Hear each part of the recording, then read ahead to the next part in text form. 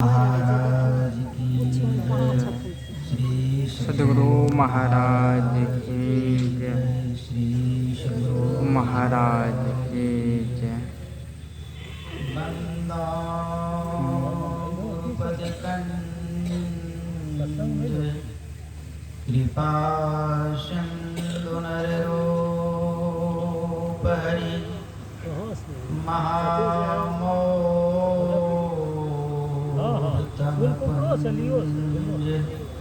जासु वचन रविकर धन्य धन्य सद्गुरु सुखद महिमा कही न जा जो कछु कहूँ तुम्हारी कृपा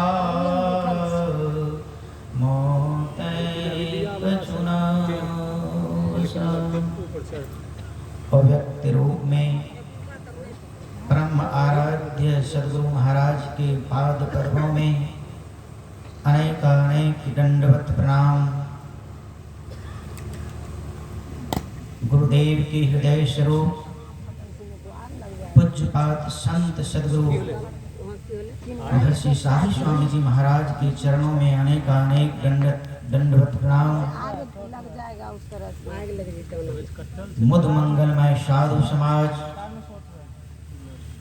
आदरणीय सत्संग रूपणी महानुभाव, आदरणीय माता एवं भक्तिमती बहनों, हम लोग श्री रामचरितमानस सार सटीक से सप्तम सोपान सार सटीक से भगवान राम की वाणी को श्रवण किया। अभी का प्रतिपाद्य विषय है मनुष्य शरीर की उपयोगिता। हम लोग मनुष्य के शरीर में आए हैं, इसकी क्या उपयोगिता है, हम लोगों को क्या करना चाहिए, क्या नहीं करना चाहिए और किस कर्म को करने से हम लोग का जीवन सुखमय बीतेगा, परम सुख की प्राप्ति होगी, इसी विषयों पर हम लोग सुनेंगे।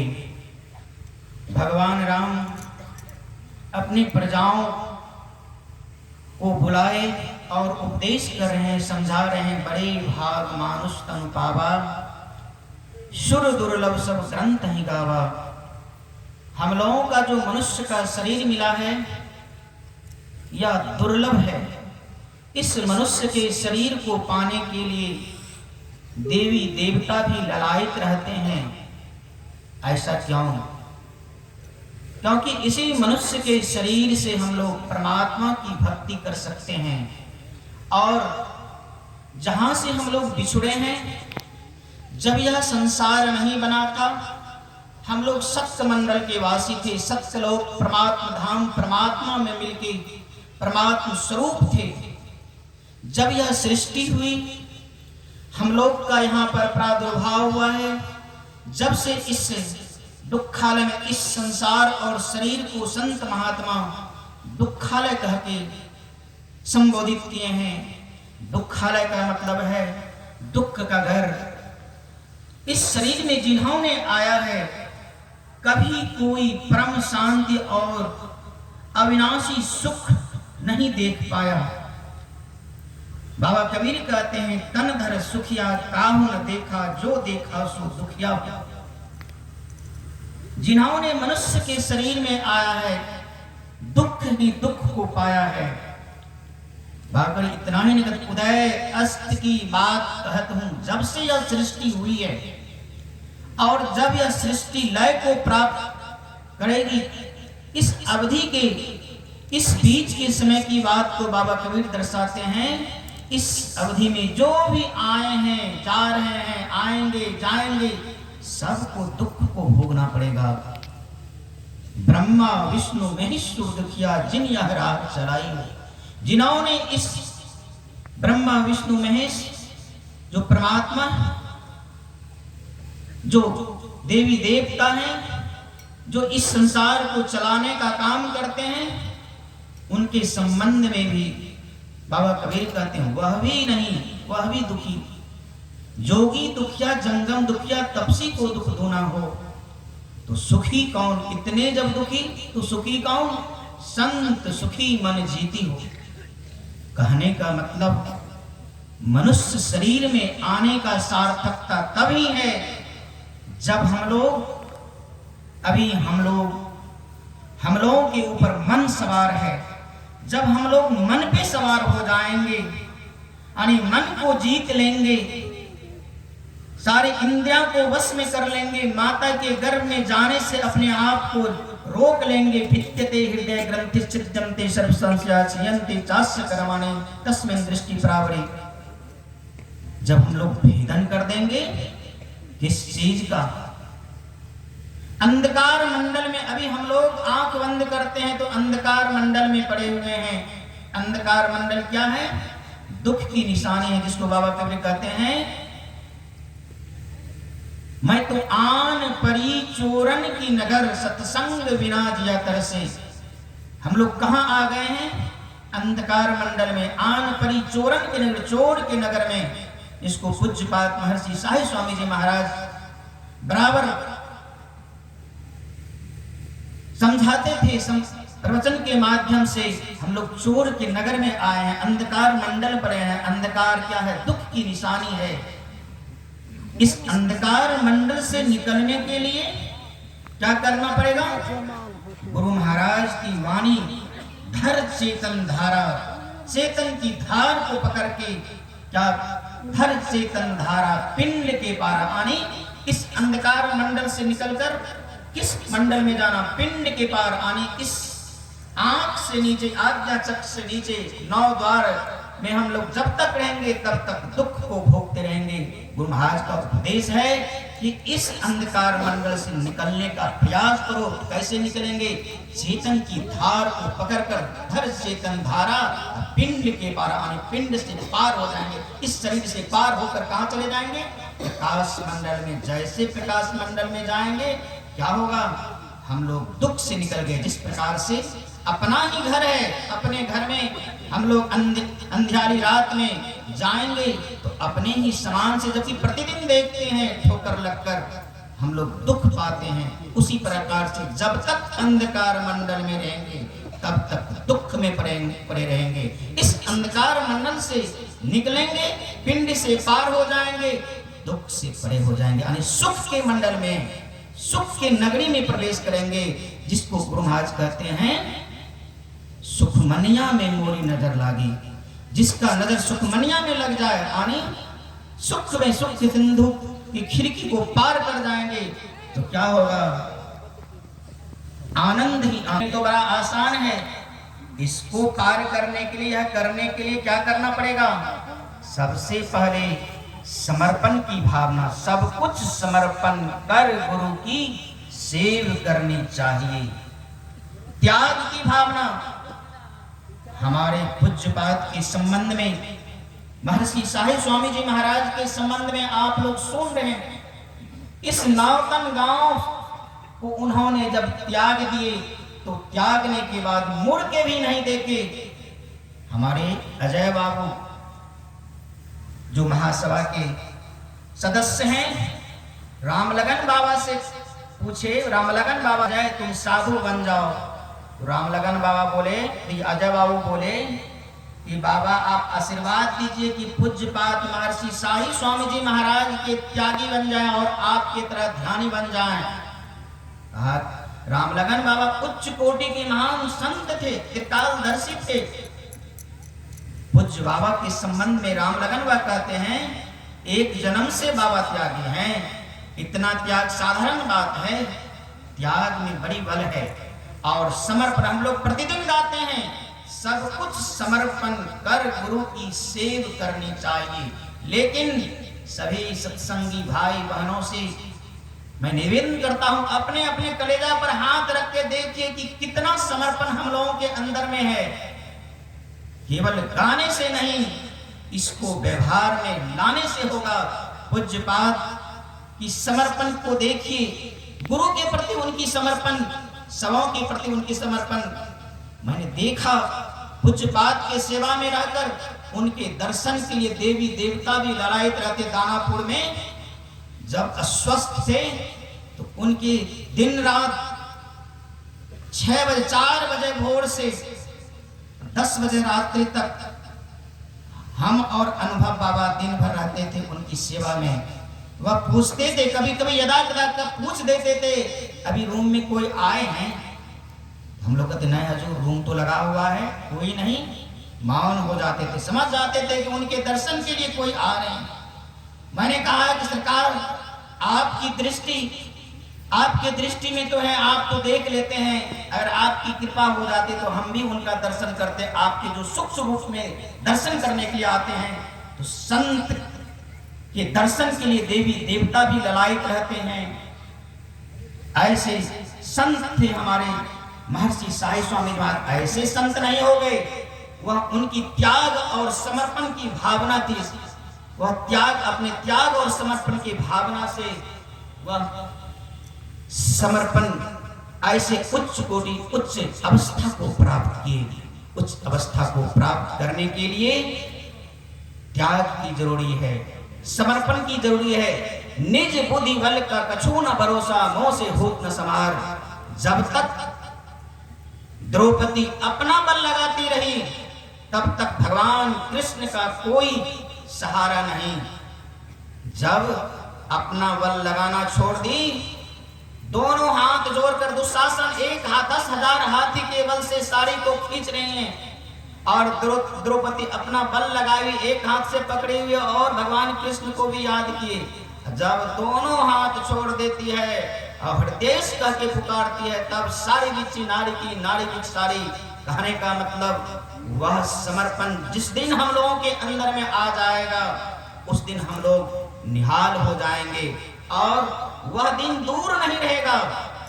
वह दिन दूर नहीं रहेगा, वह सुख से हम लोग वंचित नहीं रहेंगे। लेकिन हम लोग यह मनुष्य के शरीर को पाकर भूल जाते हैं कि किस कर्मों को, किस चीज के लिए आए हैं। हम लोग संसार के चकाचौंध में, संसार के सुख में, संसार के सुख को पाके भूल जाते हैं कि यह सुख नहीं, यह तो दुख है, यह तो माया है। हम लोग माया को पकड़ने में रहते हैं, संसार परमात्मा को छोड़ देते हैं। नहीं, ऐसा नहीं, ऐसा करेंगे तो आवागमन के चक्र से नहीं बच सकते हैं। आवागमन के चक्र में जब तक पड़े रहेंगे तो गुरु महाराज कहते हैं आवागमन सम दुख दूजा है नहीं जग में कोई। इसके निवारण के लिए भक्ति करनी चाहिए। आने और जाने में बहुत दुख, मरने जाने में बहुत दुख। इसी के लिए परमात्मा की भक्ति की आवश्यकता है और परमात्मा की भक्ति किसी मनुष्य के शरीर से हम लोग कर सकते हैं। यही मनुष्य शरीर की उपयोगिता है। शायद मेरा समय समाप्त हो रहा है, उधर से संकेत आ रहा है। इतना ही कहकर अपने वाणी को विराम देंगे। श्री सद्गुरु महाराज की जय।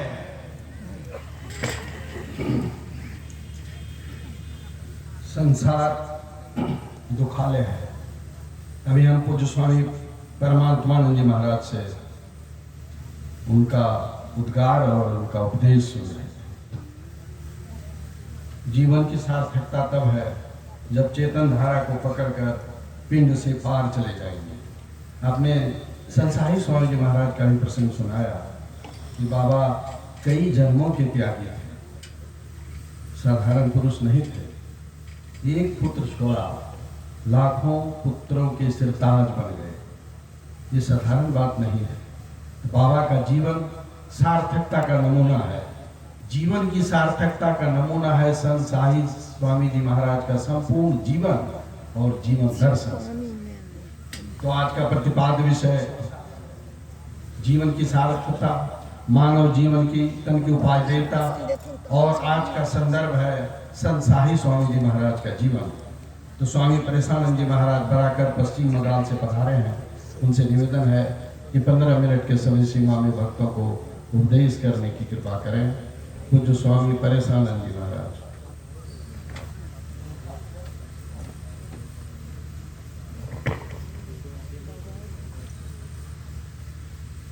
इसके बाद पूज्य स्वामी समूह चेतन जी महाराज गाजीपुर वाले से हम उनकी उपदेश वाणी श्रवण करेंगे।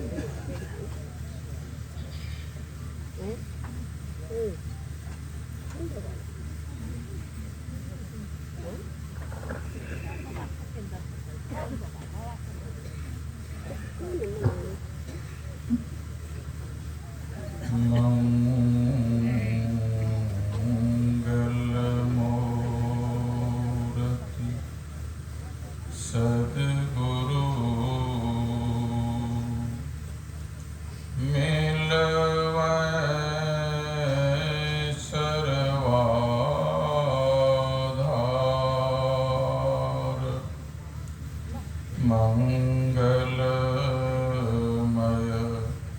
मंगल करना विनवा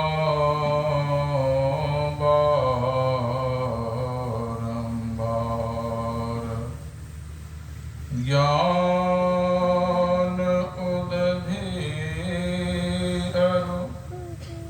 ज्ञान घन सद्गुरु शंकर रूप नमो नमो बहुबार सकल सुपूजन भूप नित्य अर्चनीय वंदनीय सर्वक्षण स्मरणीय सदा सर्वदा विराजमान परम आराध्य सद्गुरु महाराज के हृदय स्वरूप आराध्य देव संत सद्गुरु महर्षि शाही स्वामी जी महाराज के चरण कमलों में कोटि कोटि प्रणाम। निज निवास में विराजमान प्रधान आचार्य श्री के चरणों में कोटि कोटि प्रणाम। मंचासीन मुद मंगलमय संत समाज, उपस्थित सत्संग प्रेमी महानुभाव, माता एवं बहनों, आज अभी हम सभी उस धरती उस भूमि में विराजमान है जहाँ त्रिलोक पावन परम आराध्य सद्गुरु महाराज के हृदय का अवतार आज से लगभग 100 वर्ष पर पूर्व हुआ था। अगर ये धरती में पूज्यपाद महर्षि शाही स्वामी जी महाराज का अवतार नहीं हुआ होता, सोच सकते हैं कि परम आराध्य सद्गुरु महाराज हृदय कहकर किनको पुकारते। आज हम लोग विचार करते हैं, देखते हैं, यह साधारण भूमि नहीं है जहां हम आप सभी उपस्थित हुए हैं।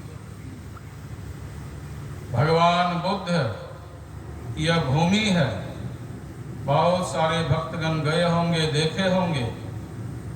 यहाँ से थोड़ी ही दूर में भगवान बुद्ध अपने जीवन का अंतिम उपदेश दिए। उसी तरह से हमारे पूज्यपाद महर्षि शाही स्वामी जी महाराज ने अपने जीवन का उपदेश दिए, अंतिम उपदेश, ध्यान करो और सत्संग करो।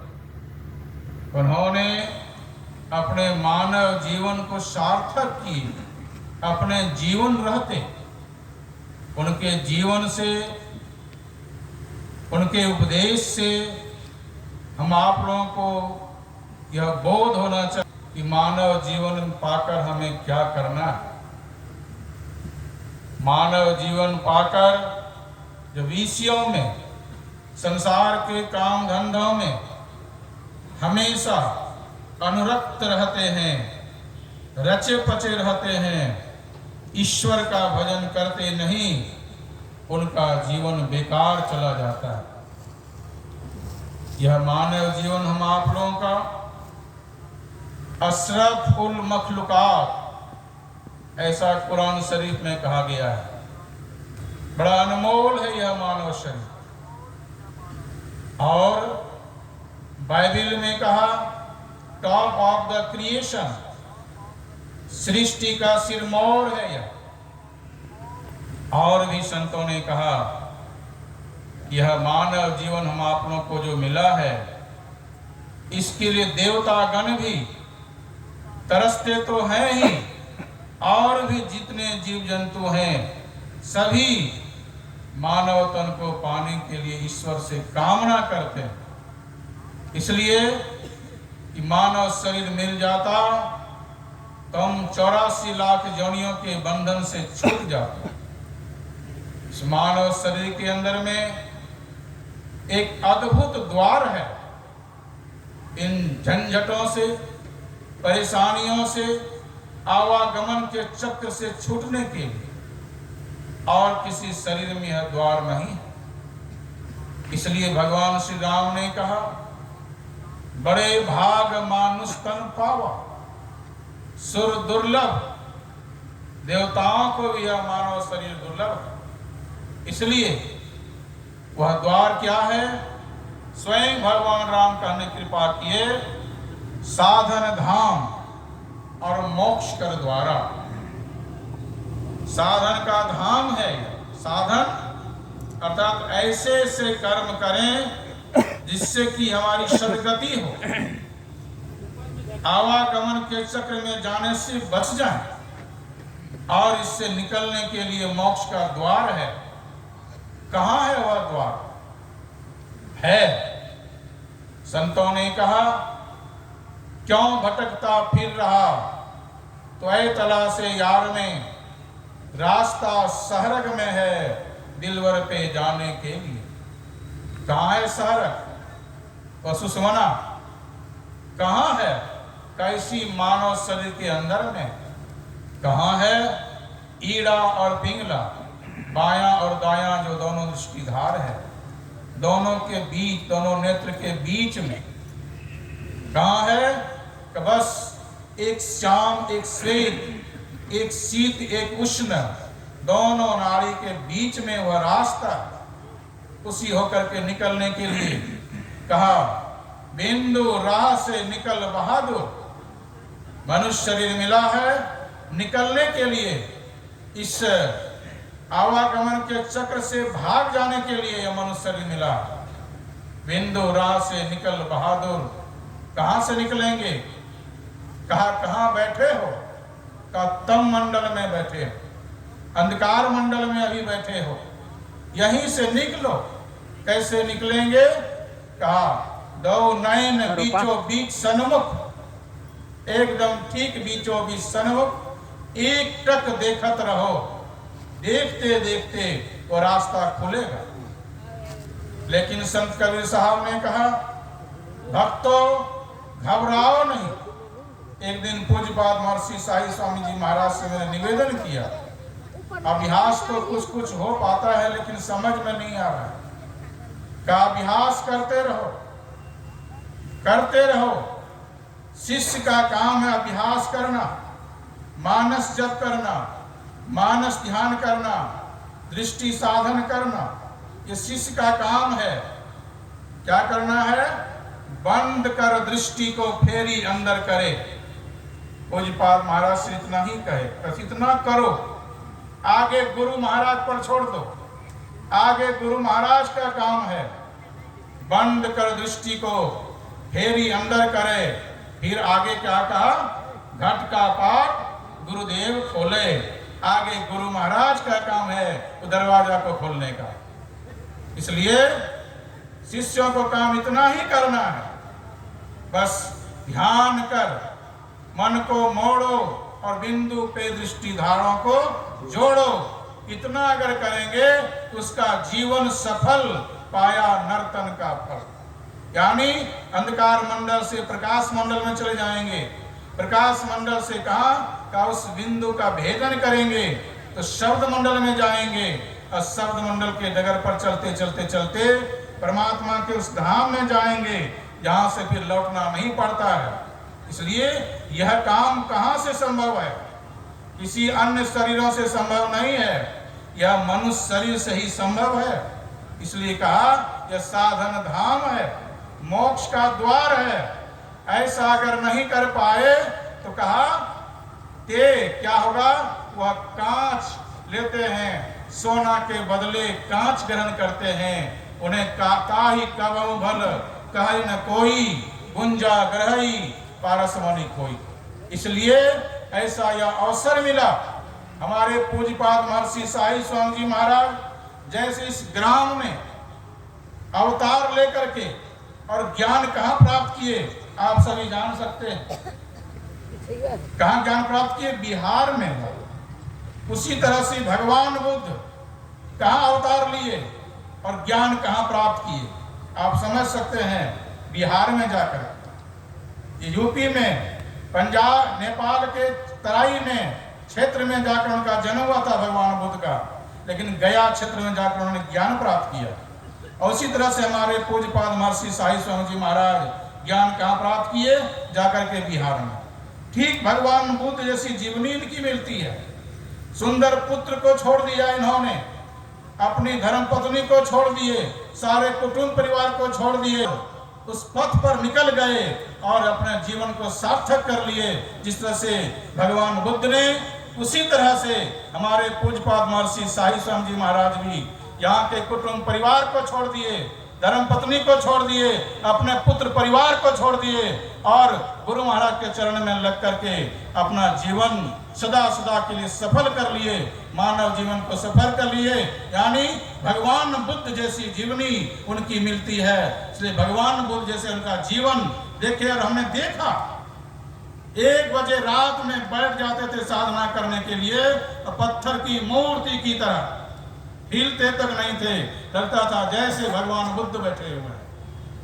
ऐसा उनका दिव्य जीवन, इसलिए लगता है कि भगवान बुद्ध के अवतार यहाँ होकर के, और अभी जैसे ध्यान और सत्संग उनके जीवन का मुख्य केंद्र रहा, मुख्य लक्ष्य रहा, जैसे भगवान बुद्ध का ध्यान और सत्संग मुख्य लक्ष्य था, वैसे महर्षि साई स्वामी जी महाराज आज मनियार देखी हजारों हजारों लोग ध्यान करते हैं और यही उनका लक्ष्य था।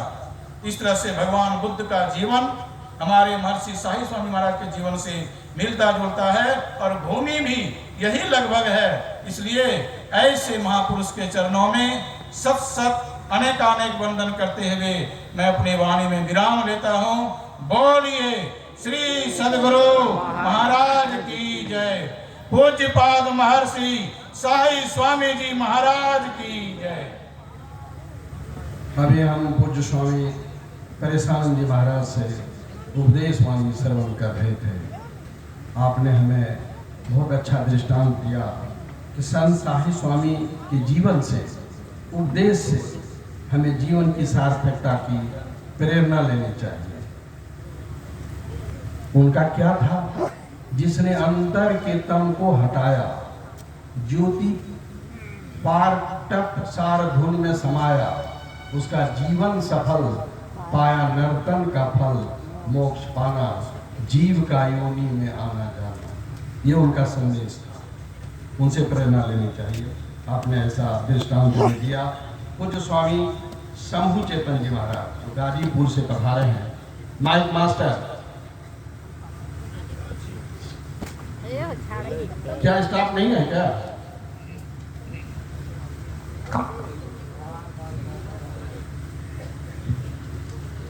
स्वामी शंभु चेतन जी महाराज जो गाजीपुर से पधारे हैं, उनसे निवेदन है कि 15 मिनट के समय सीमा में आज का प्रतिपाद्य विषय मानव तन की उपादेयता और आज का संदर्भ संत साई स्वामी जी का जीवन पर भक्तों को उपदेश करने की कृपा करें। पूज्य स्वामी शंभु चेतन जी महाराज।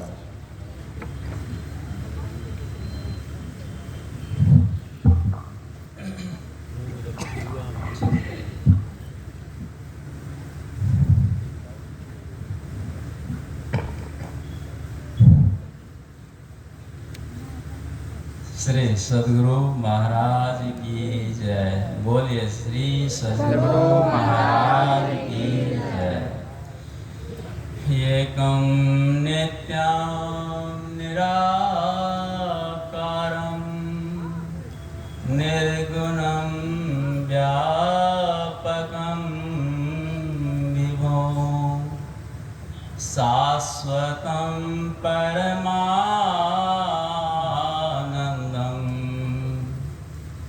गुरुं मेहि नमाम्यहम्। वन्दो गुरुपद कंज कृपा सिंधु नररूप हरे महामोह तम पुंज जासु वचन रवि कर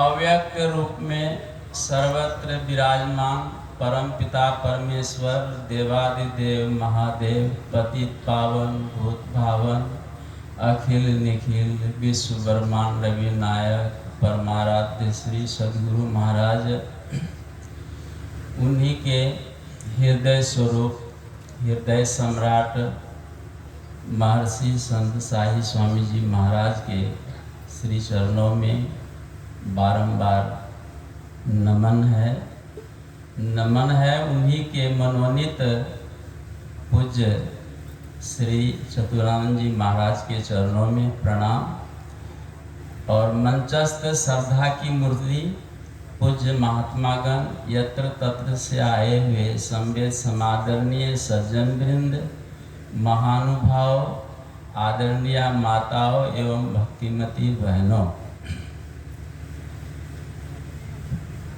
जहाँ तक पूज्य बाबा की बात है, जब कभी मैं बनारस से उनके दर्शन हेतु मैं जाया करता था तो उनके कमरे में खुशबू हमको मिलती थी, एक अजब किस्म की खुशबू। तो एक दो सेवकों से मैंने पूछा कई बार कि खुशबू क्या इतर छींटे हैं? कहा कि नहीं, यहाँ पर नहीं छींटे हम इतर। क्या कोई सेंट छींटे हैं कि नहीं? और हमने उनका वस्त्र भी नाक में लगा करके सूंघा तो वस्त्र में से भी सुगंध आती थी। आप जरा विचार कर सकते हैं, ज्ञानेश्वर जी महाराज के ज्ञानेश्वरी गीता का अध्ययन करने से पता चलता है कि उन्होंने लिखा है कि जो संप्रज्ञा समाधि को प्राप्त महापुरुष के पैखाना से भी सुगंध निकलती है, दुर्गंध नहीं। और शरीर वस्त्र की बात तो हम क्या करें, और बहुत विस्तार ज्ञानेश्वरी गीता में इसका वर्णन है। और उनके दर्शन एक अद्भुत है। अभी आप सुने कि भगवान बुद्ध और पूज्य महर्षि संत साई जी महाराज की समता और विषमता में आप अध्ययन करेंगे तो बराबर मिलता ही जुलता उनका जीवन, दोनों का एक ही है, एक सिक्के के दो पहलू जैसे हैं। और उनका जन्मभूमि यहाँ पर नौतन ग्राम में रहा। जैसे भगवान श्री कृष्ण का जन्म कारागार में हुआ और उनके बाद गोकुल चले गए, गोकुल से वृंदावन, वृंदावन से मथुरा, मथुरा से वह द्वारिकापुरी गए। वैसे ही पूज्य महर्षि संत साई स्वामी जी महाराज का जन्म यहाँ हुआ, यहाँ से सकरोहर गए, सकरोहर से भागलपुर कुप्पा घाट गए, भागलपुर कुप्पा घाट से द्वारिकाधीश के समान, द्वारिकापुरी के समान ये मनियारपुर बसाए। आप जरा विचार कर सकते हैं। तो इनका जीवन के विषय में हम क्या बताएं। और पाठ हुआ, समय अल्प है। पाठ हुआ है मानव शरीर की उपादेयता एवं सार्थकता। अब इसकी उपादेयता किसमें है और सार्थकता किसमें है, तो मैं एक वेद का श्लोक सुनाता हूँ।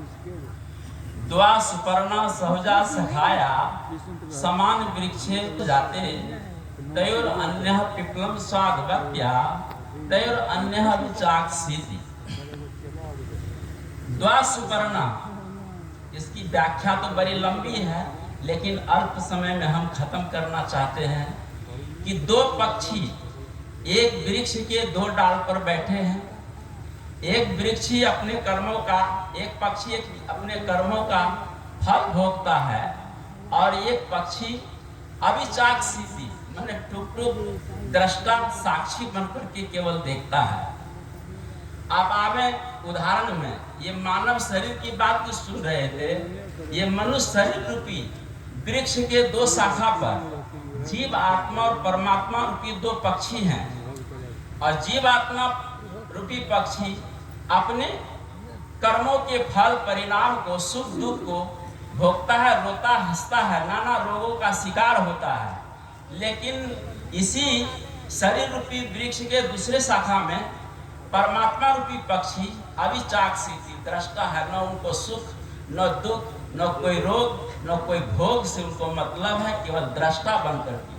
कहने का मतलब एक ही घर में दो व्यक्ति है, एक सुखी है एक दुखी है। कैसी बात है, हमको सुनकर बड़ा आश्चर्य लगता है। जब इनका गहन में अध्ययन और चिंतन करता हूँ कि एक ही घर में एक व्यक्ति दुखी है और एक व्यक्ति सुखी है, आखिर बात क्या है, अंतर क्या है?